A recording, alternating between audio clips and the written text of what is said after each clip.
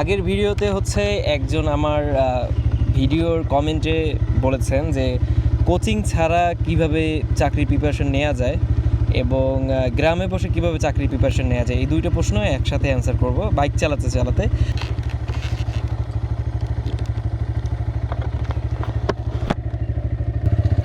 আমি মূলত 2019 সাল থেকে একটু সিরিয়াস পড়াশোনা শুরু করি।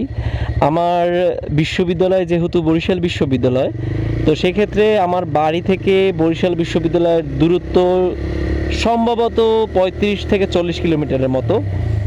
তো এই দূরত্বে আমাদের যেহেতু আবাসন সংকট ছিল, আমি হলে থাকতে পারিনি, যার ফলে আমাকে কি করতে হয়েছে, আমাকে হচ্ছে আমার বাড়িতে থেকেই পড়াশোনা কন্টিনিউ করা লাগছে। এখানে আমি চাইলেই হচ্ছে শহরে থাকতে পারতাম, আর যেখান থেকে ভার্সিটির দূরত্বটা অনেক কম, কিন্তু খাবার দাবার অন্যান্য বিষয়ে আমার ব্যাটে বলে লাগেনি। এর ফলে হচ্ছে আমি বাধ্য হয়েই বাড়িতে থাকার সিদ্ধান্ত নেই এবং সেখানে থেকেই 18 কি 19-এর মাঝামাঝি আমি হচ্ছে সিরিয়াসলি চাকরির প্রিপারেশন নেওয়া শুরু করি। গ্রামে বসেই কিন্তু নিজে নিজে সব বই কয়েকবার শেষ করেছি। আবার যখন হচ্ছে অন্যদের সাথে যখন তুলনা করতাম, তখন দেখতাম যে আসলে আমি অনেক পিছিয়ে আছি চাকরির প্রিপারেশনের ক্ষেত্রে। এরপর সিদ্ধান্ত নিলাম একটু কোচিং করব, কিন্তু সমস্যাটা হচ্ছে কোচিং করতে গেলে আমাকে অলমোস্ট 17 কিলোমিটার প্রতিদিন যাতায়াত করতে হতো, যেটা আসলে আমার কাছে কনভিনিয়েন্ট মনে হয়নি। যার ফলে আমি নিজে নিজে কীভাবে প্রিপারেশন নেওয়া যায় সেটার দিকে মনোযোগী হলাম এবং এই পথযাত্রায় আমাকে হেল্প করেছিল লাইভ এমসিকিউ। আগেই বলে রাখি, লাইভ এমসিকিউ আসলে সবার জন্য না। যারা নিজে নিজে খুঁটে খুঁটে পড়তে পছন্দ করেন বা নিজেই প্রবলেম সলভ করতে উৎসুক, সেসব মানুষদের জন্যই আসলে লাইভ এমসিকিউ অনেক বেশি হেল্পফুল। এখন আগে আপনাকে এনশিওর করতে হবে আপনি কি 8 ঘন্টা পড়াশুনো করছেন কিনা টেবিলে। যদি আপনি 8 ঘন্টা টেবিলে কাটান, যদি আপনার পড়ার সেই আগ্রহটা থাকে এবং আপনি প্রবলেম সলভ করতেও রাজি হন, তাহলে আপনার জন্য যে কোনো একটা অ্যাপ, লাইভ এমসিকিউ হোক বা আরও অনেক আছে, কিন্তু লাইভ এমসিকিউর ধারে কাছে নাই, সেটা ইউজ করে আপনি হচ্ছে ঘরে বসেই প্রিপারেশন নিতে পারেন। এরপর যখন পিলিটিকে যাই, তখন মনে হলো একটা সমুদ্রে পড়ে গেছি, কারণ এত পড়া আসলে একার পক্ষে কমপ্লিট করা সম্ভব না। তো আমি কি করলাম, আমার 3 মাস থেকে 4 মাস সময় হাতে ছিল, আমি 3 মাস বাড়িতে বসেই কাটিয়ে দিয়েছি, যেখানে আমার 10% পড়াও আমি কমপ্লিট করতে পারিনি। এরপরে 1 মাস হাতে আছে, তখন আমি বাড়ি থেকে চলে এসে শহরে আসি এবং শহরে বাসা নিয়ে থাকা শুরু করি এবং সেখান থেকেই কোচিংয়ের লাইব্রেরি ইউজ করার জন্য কোচিংয়ে ভর্তি হই। তো সেখানে লাইব্রেরি ইউজ করতাম, সকাল 7টা থেকে রাত 11টা পর্যন্ত পড়তাম। দুপুরের খাবার সময় শুধু ব্রেকটা নিতাম।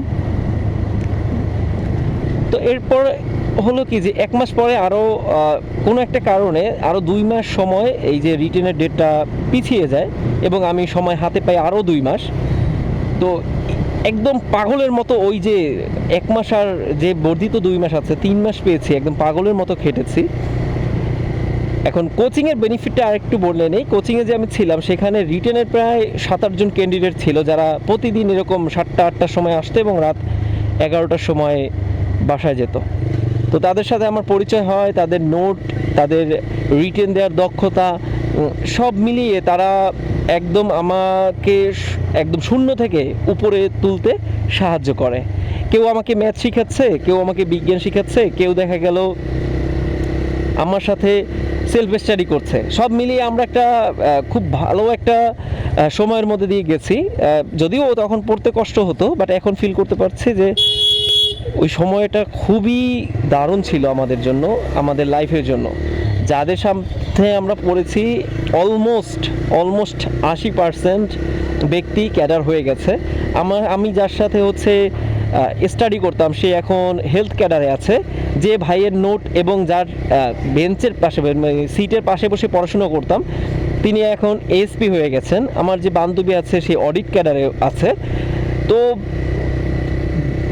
বলতে গেলে আসলে সবাই তার লাইফে সফল এবং এই সফলতা আসার পেছনে আমি আমার গ্রামে বসে পড়াশোনাটা, যেখানে হচ্ছে বাবা মা আমাকে হেল্প করেছে, নানু আমাকে হেল্প করেছে, আমার আমার আসলে খাওয়া নিয়ে কখনো চিন্তা হয়নি, আমার বিছানায় খাবার চলে আসতো, আবার হাত ধুয়ে ওই বিছানায় রেখে দিতাম, সেখান থেকেই নিয়ে যেত। তো তারা গ্রামে বসে আমাকে ফুল সাপোর্ট দিয়েছে, আমি একদম ফুল টাইমটা ইনভেস্ট করতে পেরেছি আমার পড়াশোনায়। এবং শহরে যখন উঠি তখন কিছু ব্যক্তি ছিল যারা আমাকে হেল্প করেছে, আজকে আমি যেখানে আছি। লাইফ নিয়ে যদি বলি, আমার লাইফ নিয়ে আমি 100% স্যাটিসফাইড। যদি ফেসবুক চালানোটা একটু বন্ধ করি, কারণ অনেকে আছে যে বিভিন্ন ক্যাডার, বিভিন্ন চাকরি নিয়ে একটু গ্লোরিফাইড পোস্ট টোস্ট করে, যেগুলো আসলে একটু অতিরঞ্জিত, যেগুলো দেখলে অনেক সময় দেখা যায় যে কোনো ব্যক্তি তার লাইফ নিয়ে ডিসস্যাটিসফাইড হতে বাধ্য হয়ে যায়। কেউ দেখা যায় তার লাইফে বিজনেস করেই সন্তুষ্ট আছে, কিন্তু এইসব পোস্ট দেখে তাদের মনে হয় যে আমাদের মনে হয় ক্যাডার হতে পারলে আমার জীবনটা সেট হয়ে যাবে, ভালো হয়ে যাবে। তো বিষয়টা এমন না। আমরা এই যে ফেসবুক বা অন্যান্য সোশ্যাল মিডিয়ার ফলে এই যে কম্প্যারিজনটা দাঁড় করাই। আসলে দেখেন, আমি এই যে শিক্ষা ক্যাডার হয়েছি, হয়তো শিক্ষা ক্যাডারের অনেক লিমিটেশন থাকবে, প্রমোশন স্লো, বা মানুষের ওই যে পাওয়ার প্র্যাকটিস করার সুযোগটা আমাদেরকে দিবে না, বা আমরা একটু পিছনে ব্যাকওয়ার্ড থাকবো। তো আপনাকে কেউ কেউ বলছে যে শিক্ষা ক্যাডারে থেকে আপনি শুধুমাত্র শিক্ষা ক্যাডার নিয়েই ভাবেন?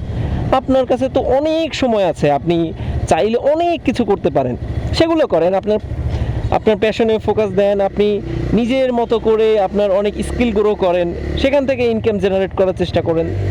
আসলে মানুষ এই বাংলাদেশের এই একটাই দুর্বলতা, যে তারা আসলে মনে করে যে আপনি একটা চাকরি পেয়েছেন, এখন ওই একটা চাকরি থেকেই আপনার সব কিছু পেতে হবে।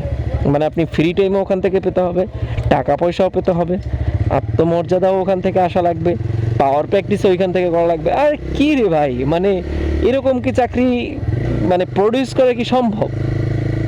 তো এই যে ঘটনাটা, যে আসলে মানুষ একটা চাকরির মধ্যেই সব খুঁজতে চায়, এটার ফলেই মূলত যত অশান্তি সৃষ্টি হয় আসলে সমাজে বলেন বা আমাদের ব্যক্তি জীবনে বলেন। তাই একটু কম্বাইন করার চেষ্টা করেন। আমি আসলে এই শিক্ষা ক্যাডার থেকে সময়টাই চেয়েছিলাম যে আসলে এখানে আমাকে ওইভাবে টাইম ইনভেস্ট করতে হবে না, মেন্টাল পিস থাকবে, আমি আমার মতো করে যে কোনো ফিল্ডে ভালো করতে পারবো। এই যে দেখেন, আপনাদের জন্য আজকে ভিডিও বানাতে বের হয়ে গেলাম, আমার আসলে কেউ বাধা দেওয়ার নাই। আমি আমার মতো ঘুরবো, আমি আমার মতো ভিডিও বানাবো, ভিডিও বানাতে ভালো না লাগলে আমি অন্য একটা কাজ করব। আমি আরেকটা বিষয় আপনাদের সাথে শেয়ার করি, আমি যখন বেকার ছিলাম, আসলে ভালোই তো 3-4 বছরের মতো বেকার থাকা লাগছে। তো ওই টাইমে আমি যে চিন্তাগুলো মাথায় রেখেছিলাম যে আসলে আমার যদি চাকরি কখনো নাও হয় তাহলে আমি কি করব। তো যে জিনিসগুলো আমি করতে চেয়েছিলাম যখন বেকার ছিলাম, এখন এই চাকরি পাওয়ার পরে সেই জিনিস আমি ইনভলভ হতে চাচ্ছি।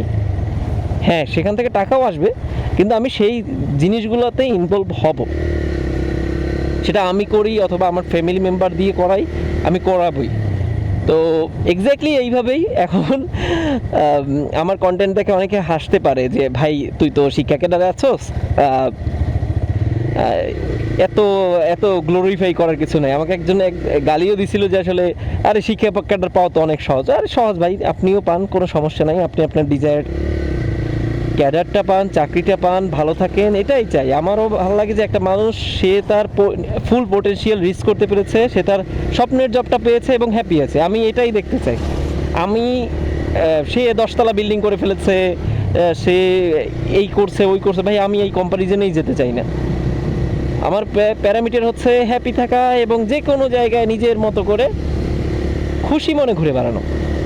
তো যারা জানতে চেয়েছিলেন গ্রামে থেকে প্রিপারেশন নেওয়া সম্ভব কিনা, ক্যাডার হওয়া সম্ভব কিনা, অবশ্যই সম্ভব। তবে একটু রিটেন প্রিপারেশনের সময় চেষ্টা করবেন, যারা রিটেন প্রিপারেশন নিচ্ছে তাদের সাথে আসার। তাহলে দেখবেন যে আপনার যে লিমিটেশনগুলো আছে, আপনি দেখা যায় ইংলিশ ট্রান্সলেশন কম পারেন, আপনি ইংলিশ কম পারেন, আপনি ম্যাথ কম পারেন, আপনি বিজ্ঞান কম পারেন, এগুলো সবার সাথে বসে যখন আপনি স্টাডি করবেন তখন কিন্তু আপনার এই দুর্বলতাগুলো কেটে যাবে এবং আলটিমেটলি আপনার প্রিপারেশনটা টপ নচ হবে। এছাড়াও ওই সবার সাথে থাকতে থাকতে ওই যে হতাশাটা আপনার মধ্যে যে হতাশা আসবে, সেটা আপনি চা খেতে খেতে আপনি মনে করেন আপনার হতাশা কাটিয়ে ফেলতে পারবেন। তো এটা কি খারাপ কিছু? আপনি তো চাইলেই হচ্ছে এটা করতে পারেন। তো পিলিটা টেকেন, বাড়িতে বসেই টেকেন। পিলি টিকতে কোনো মানুষের হেল্প লাগে না, কিন্তু রিটেনে যদি আপনি মানুষের সাথে মেশেন, তাহলে দেখবেন যে নিজে ক্যাডার হন আর না হন, নিজে সামনে অন্য চাকরিতে ঢুকেন আর না ঢুকেন, একটা সময় পর আপনার একটা বড় গ্যাং থাকবে যারা বিভিন্ন জায়গায় বিভিন্ন সেক্টর থাকবে। আমি এই লাইব্রেরিতে পড়াশোনার সূত্রে আমার সাথে কমপক্ষে 50 জন মানুষের কমিউনিকেশন বিল্ড আপ হয়েছে, যারা এখন ভালো ভালো ক্যাডার সার্ভিসে আছে এবং সামনে ঢুকবে। আর যে জুনিয়র যারা আছে, যারা লাইব্রেরিতে পড়াশোনা করতে, তারাও বিভিন্ন চাকরিতে বিভিন্ন সেক্টরে আছে। এখন এর ফলে দেখা যায় আমি যদি কোনো কাজে আটকে যাই, যদি আমার ইনফরমেশনের দরকার হয়, আমি জাস্ট একটু ফোন করলেই হয়, তারা সর্বাত্মক আমাকে হেল্প করার চেষ্টা করে। তো এটাই, আপনি অন্যদের সাথে নেটওয়ার্ক বিল্ড করতে হলেও অবশ্যই রিটেন প্রিপারেশনের সময় এবং ভাইভে প্রিপারেশনের সময় সবার সাথে মিশুন, সবার সাথে মিশে একটা সুন্দর প্রিপারেশন নেওয়ার চেষ্টা করেন। আজকের জন্য এতটুকুই। আল্লাহ হাফেজ।